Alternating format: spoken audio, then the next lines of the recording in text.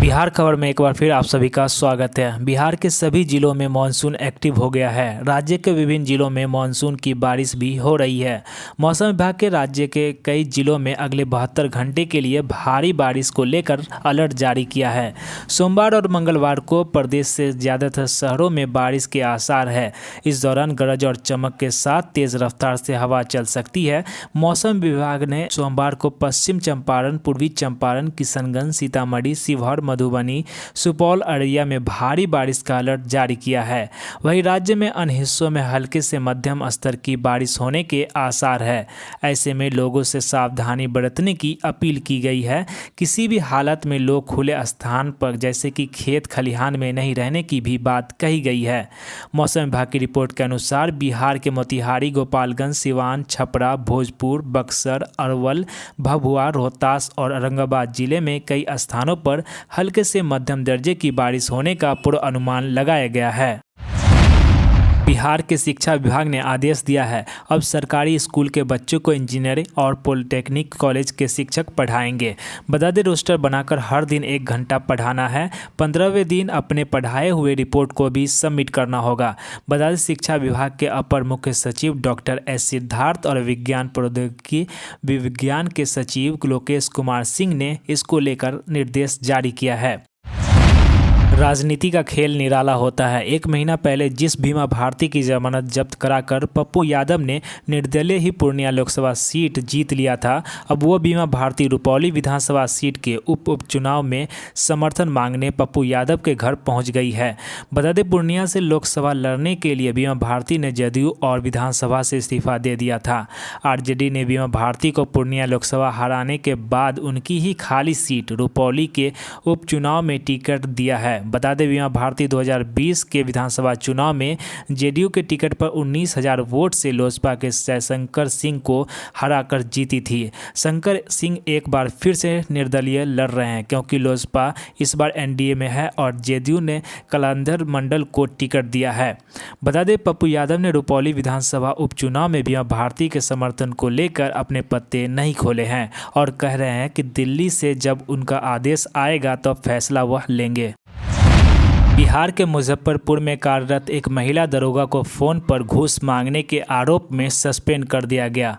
सरैया थाने की महिला sub inspector संवेदना स्नेही का परिवार को एक मामले में रिश्वत मांगने का ऑडियो सोशल मीडिया पर काफ़ी तेज़ी से वायरल हुआ। इसके आधार पर एसएसपी राकेश कुमार ने उन्हें निलंबित कर दिया है। वहीं सरैया एसडीपीओ कुमार चंदन को मामले की जांच करने का निर्देश दिया है। वायरल ऑडियो में महिला दरोगा द्वारा आरोपित का केस से नाम हटाने और गिरफ्तार नहीं करने की बात करते हुए 20,000 रुपये मांग रही है। वायरल ऑडियो की सत्यता हम नहीं कर रहे हैं। बिहार में अपराधी बेलगाम और बेखौफ हो गए हैं। शायद यही वजह है कि राजधानी पटना भी सुरक्षित नहीं है। वहां बेखौफ बदमाशों ने घर में घुसकर इंजीनियर की बुजुर्ग विधवा रंजन कुमारी, जिसका उम्र 63 साल है, गला दबाकर हत्या कर दी। 3 की संख्या में आए बदमाश किराए का कमरा दिखाने के बहाने वृद्धा को तीसरे मंजिल पर ले गए। वहां गमछा से गला घोंट मार डाला। घटना पाटलिपुत्र थाना क्षेत्र नेहरू नगर इलाके की है। पुलिस छानबीन में जुटी है। लोगों में काफ़ी दहशत का माहौल बना हुआ है। इस घटना के बाद बिहार पुलिस की कार्यशैली पर सवाल उठाए जा रहे हैं। भारत नेपाल सीमा पर तैनात एसएसबी 20वीं वाहिनी के हवलदार ने बैगड़िया स्थित कैंप के रविवार को सुबह अपने ही इंसाफ राइफल से गोली मारकर आत्महत्या कर ली। इसके बाद कैंप में हड़कंप मच गया। मृतक हवलदार की पहचान पंजाब के होशियारपुर जिला अंतर्गत मुकेरिया थाना क्षेत्र के ढाल गांव निवासी जगमोहन सिंह, उम्र 45 साल के रूप में की गई है। हवलदार की आत्महत्या के बाद कैंप इंचार्ज ने कमांडेंट और अस्थायी पुलिस को इसकी सूचना दी। बिहार में मानसून पूरी तरह से एक्टिव हो गया है। मौसम विज्ञान केंद्र ने आज प्रदेश के 24 जिलों में बारिश का अलर्ट जारी किया है। इसमें पटना, किशनगंज, पूर्वी चंपारण, पश्चिमी चंपारण, सीतामढ़ी, मधुबनी, सुपौल, अररिया, गोपालगंज, सिवान, सारण, बक्सर शामिल है। इसके अलावा भोजपुर, कैमूर, रोहतास, औरंगाबाद, अरवल, गया, जहानाबाद, नालंदा, नवादा, लखीसराय, शेखपुरा और बेगूसराय में भी बारिश का अलर्ट है। रविवार को पटना, औरंगाबाद, लखीसराय, किशनगंज, मधुबनी और जहानाबाद में झमाझम बारिश बारिश हुई। बारिश की वजह से कई शहर में जल जमाव की समस्या बन गई। इससे लोगों में काफ़ी परेशानी हो रही है। वहीं नदियों का जलस्तर भी बढ़ा हुआ है। बिहार की सियासत में कभी बड़ा नाम रहे अश्विनी चौबे, पशुपति कुमार पारस, उपेंद्र कुशवाहा और आरपी सिंह आज साइडलाइन है। लोकसभा चुनाव से पहले इन चारों की बिहार की सियासत में डिमांड थी। चुनाव बीत जाने पर अब लगभग सभी किनारे कर दिए गए हैं। आरपी सिंह, पशुपति पारस और अश्विनी चौबे को टिकट तक नहीं मिला। वहीं उपेंद्र कुशवाहा काराकाट से चुनाव हार गए। उपेंद्र कुशवाहा अब विधान परिषद के रास्ते बिहार सरकार में एंट्री की कोशिश में जुटे हैं, जबकि अश्विनी चौबे संगठन में अपनी भूमिका तलाश रहे हैं। इधर पशुपति पारस की निगाहें अब भाजपा नेतृत्व की तरफ है। आरपी सिंह बिहार की सियासत से लगभग आउट हो चुके हैं। ऐसे में सवाल ये उठने लगा है कि क्या नीतीश कुमार के खिलाफ बगावत कर भाजपा के साथ आए आरपी सिंह और उपेंद्र कुशवाहा को नीतीश कुमार स्वीकार करेंगे? क्या रामविलास पार्टी की लोजपा में दो फाड़ करने वाले पशुपति पारस को चिराग पासवान आगे बढ़ने देंगे? क्या अब अश्विनी चौबे को भाजपा नेतृत्व में मार्गदर्शन मंडल में भेजने की तैयारी कर ली है? सियासी गलियारों में ये सवाल चर्चाओं का विषय बना हुआ है। बिहार के चर्चित आईएएस के पाठक ने अपनी छुट्टी बढ़ा ली है। वो 3 जुलाई 2024 तक छुट्टी पर रहेंगे। उन्होंने आज ज्वाइन नहीं किया और बिहार सरकार को छुट्टी विस्तार करने का आवेदन सौंपा है। बिहार के मुख्य सचिव अवकाश एक्सटेंशन का आवेदन दिया है। बता दें के पाठक 30 जून छुट्टी पर है। 2 जून से वह अवकाश पर है। माना जा रहा है कि वह नाराज है।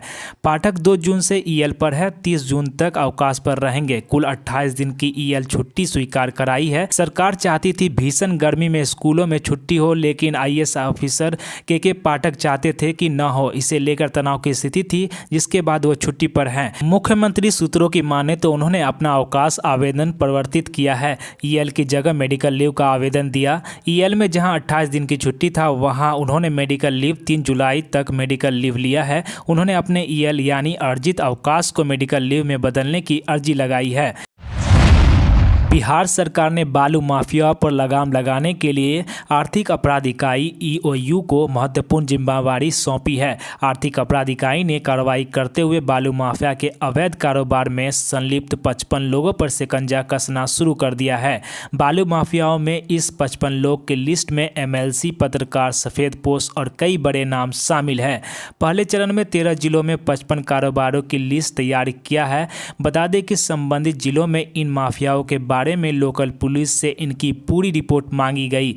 आर्थिक अपराध इकाई ने जो सूची तैयार की है, इसमें सबसे ज़्यादा पटना जिला से 14 बालू माफिया है, जबकि भोजपुर जिले में 9 बालू माफिया, औरंगाबाद में 8, सारण में 8, रोहतास में 9, जहानाबाद की 1 और बांका में 6 बालू माफिया के नाम हैं।